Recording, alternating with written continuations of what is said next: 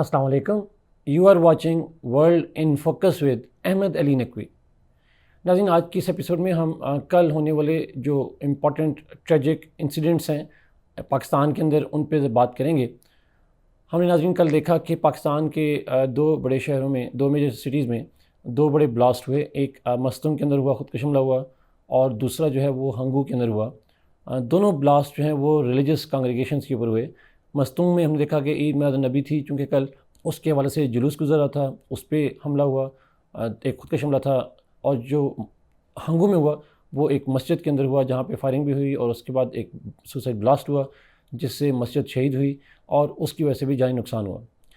اسی طریقے سے ناظرین کل ہم نے دیکھا کہ پاکستان کے اندر جو ہے وہ یوب کے پاس ایک فائرنگ کے واقعات بھی ہوئے، جس کے اندر ہم نے سیکورٹی فورسز اور ٹیررسٹ کے درمیان میں ایک کراس فائر دیکھا جس میں اگین کچھ سولجرز کی شہادت ہوئی. تو کل کا جو دن ہے وہ پاکستان کے اندر منایا جا رہا تھا عید میلاد النبی کے طور پر، لیکن ہم نے اس کے اندر بھی وائلنس دیکھا ڈفرینٹ حوالے سے. سیکورٹی فورس پہ حملے دیکھے، سویلینز کے اوپر حملے دیکھے، اور یہ واقعات جو ہیں they resulted in the killings of and شہادت ہوئی. کوئی ٹوٹل ملا کر تقریباً 60 سے زیادہ لوگ جو ہیں وہ شہید ابھی تک ہو چکے ہیں، اور hundreds of them are injured. ناظرین، یہ واقعات پاکستان میں دہشت گردی کے پہلے نہیں ہیں، اس پہ ہم پہلے پروگرام کر چکے ہیں کہ یہ ڈفرینٹ واقعات ہوئے. ہم نے ریسنٹلی دیکھا کہ باجوڑ ایجنسی میں بلاسٹ ہوا تھا جس کے اوپر ہم نے ایک پروگرام کیا تھا. اور یہ دہشت گردی کے واقعات جو ہیں اس میں کوئی شک نہیں ہے کہ اس سال پاکستان کے لیے یہ ایک بڑا ڈیفیکلٹ یہ رہا ہے ہر لحاظ سے. لیکن ان میں سے جو دہشت گردی کی ریسرجنس ہے، that is another important dimension جو پاکستان کے لیے جو ہے وہ ایک ڈینجرس ٹرینڈ کے طور پر دیکھی جا رہی ہے. تو آج کی اس ایپیسوڈ میں اس جو دو بلاسٹ ہیں پرٹیکولرلی، اور براڈر جو ڈیبیٹ ہے ٹیررزم کی، اس پہ ہم بات کریں گے، اور اسپیشلی فوکس کریں گے یہ جو واقعات ہوئے ہیں اور ان کے جو کانٹیکسٹ ہے، اس کی جو تھریٹس تھے اس کے حوالے سے ہم بات کریں گے. ناظرین، ہم نے دیکھا کہ یہ جو دونوں واقعات ہیں، اسپیشلی جو مستونگ کا واقعہ ہے، یہ کلیئر انڈیکیشن کرتا ہے اس ٹیررسٹ پیٹرن کی طرف جو کہ اس ریجن میں اسلامک اسٹیٹ ان خراسان، جس کو عام طور پر ہم ISK یا داعش کے نام سے جانتے ہیں، اس کی کارروائی لگتی ہے. جب میں آپ سے ابھی بات کر رہا ہوں تو اس وقت تک تو کسی نے ذمہ داری قبول نہیں کی، but patterns are very clear کہ یہ داعش کا جو ہے وہ پیٹرن ہے. اس طریقے سے جب باجوڑ ایجنسی میں اٹیک ہوا تھا وہ بھی ایک داعش کا تھا.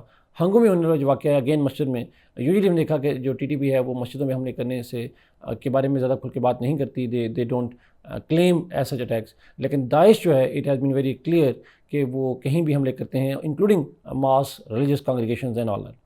اور ناظرین، یہ بھی امپورٹنٹ بات ہے کہ جو داعش کی آئیڈیالوجیکل پوزیشن ہے وہ اس طرح کی جو ہیں ایکٹیویٹیز ہیں، جیسے ربیع الاول کے جلوس ہوتے ہیں یا اس کو منانا ہوتا ہے، اس کو وہ ریلیجیسلی جو ہے وہ ایکسیپٹ نہیں کرتے، اور اس کے حوالے سے بھی ان کے بڑے ہارڈ لائن ویوز ہیں. تو یہ تمام جو انڈیکیٹرز ہیں وہ بڑے کلیئر ہیں that this has been committed by this act of heinous crime and terrorism is committed by primarily Daesh. اب ناظرین، داعش کا حملہ بلوچستان کے اندر ہونا، ہنگو کے بارے میں ہم جانتے ہیں کہ it is right next to FATA, اور یہاں پہ جو ہے وہ حملے ہوتے رہے ہیں. ہنگو میں TTP ایکٹیو ہے اس ریجن میں، ریسرجنس اس کی ہو رہی ہے جس کے ہم پہلے بات کر چکے ہیں. لیکن یہ جو داعش کے حملے بڑھ رہے ہیں یہ کیوں ہے، اور مستونگ جیسے علاقے میں جنرلی شاید بہت سے لوگ نہیں جانتے کہ وہاں پہ کیوں ایسا ہو رہا ہے.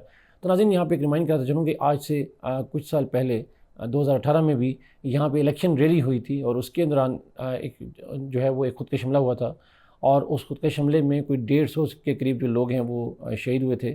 اس وقت بھی داعش کی طرف سے یہ کلیم کیا گیا تھا.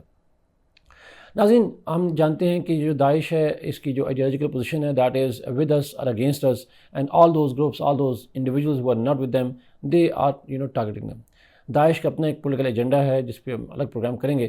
بٹ یہاں پہ مستونگ کے اندر یہ کیوں واقعات ہوئے، اس لیے ناظرین کیونکہ مستونگ کے بارے میں، اس ریجن کے بارے میں ہم جانتے ہیں کہ وہاں پہ Mastung is part of that Balochistan region جو کہ ٹربل ریجن ہے، and it is near to the Baloch majority regions, جہاں پہ آلریڈی ایک بلوچ انسرجنسی جو ہے بڑی ایکٹیو ہے. ہاؤ ایور، ہم یہ جانتے ہیں کہ جو لوگ بیسک میڈیا نیوز سے ٹچ میں رہتے ہوں وہ جانتے ہوں گے کہ مستونگ کے اندر جو ہے وہ ایک پچھلے کچھ سالوں میں فار آلموسٹ اے ڈیکیڈ ہم نے دیکھا کہ جو ریلیجس ایکسٹریمسٹ گروپس ہیں ان کی تعداد میں، ان کی آئیڈیالوجیکل پوزیشن میں، ان کے ایکسپریشن میں ہمیں ایک گریجولی جو ہے وہ ایک انٹینسٹی نظر آتی ہے. اور اس حوالے سے ہم کچھ لوگ یہ خیال رکھتے ہیں، بہت سے لوگ، کہ اس کی بنیادی وجہ کہ اسٹیٹ نے ان کو ٹالریٹ کیا، وہ بنیادی وجہ یہ تھی کہ they wanted to develop a counter narrative to the Baloch nationalism. لیکن ہم نے دیکھا کہ جس طریقے سے یہی پرسیپشن جب ڈیولپ کی گئی تھیں ٹورڈ پاکستان افغانستان ریجن، جہاں پہ ایک جو ریلیجس جو آئیڈیالوجی ہے اس کو اسپریڈ کیا گیا تھا، تو اس کا نتیجہ ہم نے دیکھا کہ اس سے نیشنلسٹ تو کاؤنٹر ہوئے، پشتونستان کے ایلیمنٹس کاؤنٹر ہوئے، لیکن اس سے بہت سے لوگ ایسے بھی نکلے جو کہ وائلنٹ ایکسٹریمزم کی طرف گئے، اور اس کے نتیجے میں ہم نے طالبان کا رائز دیکھا اور دہشت گردی کی جو واقعات ہیں اس کو ہم نے دیکھا۔ بلوچستان کے اندر بھی بہت سارے اسکالرز کے نزدیک اس کی بنیادی وجہ یہ ہے کہ داعش تو آبویسلی اسٹیٹ ٹالریٹ نہیں کرتی، لیکن ریلیجس گروپس کو ٹالریٹ کیا گیا، ان کو انفیکٹ کسی حد تک انکریج کیا گیا، اور جس وجہ سے انہی گروپس میں سے کچھ ریڈیکلز ایسے ہیں جنہوں نے داعش کو جوائن کیا، جنہوں نے القاعدہ کو جوائن کیا، اور وہی وہ ایلیمنٹس ہیں جو کہ اس وقت پاکستان کے لیے ایک میجر تھریٹ کا باعث بن رہا ہے۔ تو ناظرین، آسان لفظوں میں ہم کہہ سکتے ہیں کہ یہ جو واقعات ہیں یہ کہیں نہ کہیں پہ ڈائریکٹلی اور انڈائریکٹلی پاکستان کی اپنی ہی پالیسیز جو ہیں، انٹرنل پالیسیز، اس کا ریئیکشن کے طور پر یا اسی کا جو فال آؤٹ ہے وہ ہمیں اس پہ نظر آتا ہے۔ اینڈ دیٹ از وائی ناظرین it is important to understand کہ جو ٹی ٹی پی کے خلاف ملٹری آپریشنز تھی اور ٹی ٹی پی کے خلاف جو کاروائیاں تھیں دے آر ویری افیکٹو، لیکن obviously بات ہے جب سے پاکستان افغانستان کے درمیان میں ایک ریلیشن شپ چینج ہوا ہے، جب سے امریکن وڈرال ہوا ہے، پاکستان کو وار آن ٹیررزم میں کوئی میجر سپورٹ حاصل نہیں ہے۔ Pakistan has to fight this war primarily on its own resources and we all know that we lack resources on that kind۔ اسی لیے اس وقت اگر آپ دیکھیں تو پاکستان ملٹری کا جو پرائمری فوکس ہے that is on revival of the economy. ہم نے دیکھا کہ ٹاپ لیڈرشپ جو ہے it has been meeting at different levels to actually international level پہ بھی اور نیشنل لیول پہ بھی جو اکنامک ریوائول ہے that's a primary agenda. At the same time ہم دیکھا کہ الیکشن انوائرمنٹ ہے، فوکس کہیں نہ کہیں پہ سویلینس کا اور ملٹری سرویشن کا انٹرنل الیکشن کے اوپر بھی ہمیں نظر آتا ہے۔ Although security is the primary job of the military, اس پہ بھی کام ہو رہا ہے۔ ہم نے دیکھا کہ پشاور کے اندر کور کمانڈرز کی لاہور کے اندر جو ہے وہ ہم نے اپیکس کمیٹی کی میٹنگ ہوئی جس میں ملٹری آرمی چیف نے پارٹیسپیٹ کیا، اس سے پہلے پشاور میں بھی انہوں نے پارٹیسپیٹ کیا تھا۔ تو کہیں نہ کہیں پہ ملٹری کا فوکس سیکورٹی کے اوپر بھی ہے، لیکن آبویسلی ناظرین ایک انسٹیٹیوشن جو ہے جب اس کی اٹینشن ڈائیورٹ ہوگی تو آبویسلی کہیں نہ کہیں لیپسز ہوں گے۔ But here I do not mean that only military is responsible for internal law and order. Definitely police is also responsible for internal law and order. In fact, police is the primary institution responsible for maintaining internal order and peace. But ہم جانتے ہیں کہ یہ جو داعش ہے، القاعدہ ہے، T T P ہے، ان کی جو فیروسٹی ہے، ان کی جو پاور ہے، وہ پاکستان کے پولیس کے والے سے ایک امبیلنس سامنے نظر آتا ہے، اور it is the military that has the capability, resources and the will to take on such elements. And that's a problem ناظرین کہ پاکستان کے جو انسٹیٹیوشنز ہیں وہ اس وقت کوئی ایک آرگنائزڈ پالیسی دینے کی پوزیشن میں نہیں ہیں، دینے کی ول نہیں رکھتے اور نہ ہی ریسورسز رکھتے ہیں۔ اور اسی وجہ سے ہم نے دیکھا کہ جب 2014 میں جب اے پی ایس کا واقعہ ہوا تھا، پوری اسٹیٹ نے اپنے تمام ریسورسز کو ڈائیورٹ کیا تھا، پولیٹیکل ول کو، پبلک سپورٹ کو، انسٹیٹیوشنل فریم ورک کو لنک کیا تھا to eliminate terrorism, and we are able to do that. One of the reasons we are unable to counter this wave of terrorism is the divisions within the political spectrum, divisions between the civilian and the military institutions. اسی طرح سے policy making level پہ جو confusions ہیں، lack of clarity کہ ہم کیا چاہتے ہیں، because last time it was very clear that Afghan government supports it, this time we have the soft and hard views on Afghan Taliban. تو کہیں نہ کہیں بھی پاکستان کی جو پالیسی ایمبیگوٹی ہے، انٹرنل ڈویژنس ہیں، اکنامک کنسٹرینٹس ہیں، they all are likely to create major opportunity and major space for groups like Daesh to participate in such kind of activities. That's why, Nazreen, it is very imperative for Pakistani government to make sure that in order to counter the threats like Balochistan rebellions, in order to make sure that Pakistan has a revival of economy, in order to make sure that Pakistan has a free and fair elections and elections in Pakistan, تو ان ساری کوششوں کے باوجود Pakistan needs to make sure that it has a very clear, robust policy to counter terrorism.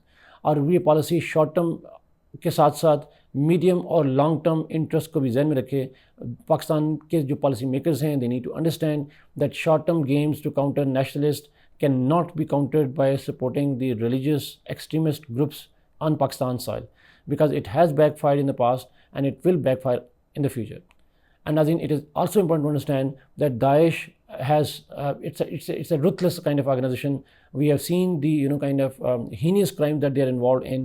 اور داعش کے جو attacks ہیں ہم دیکھ چکے ہیں، they are all massive attacks. They all led to the mass killings in Pakistan. So because we are heading into election year, Pakistan's policymakers need to be very careful, need to be very vigilant on the threats posed by the Daesh. But this can only happen if elections are held as early as possible, and elections are held as transparent as possible. That seem to be less likely as the times pass by. Thank you so much, Nazreen, for watching this program. Kindly like it, share it, and subscribe this channel. Allah Hafiz.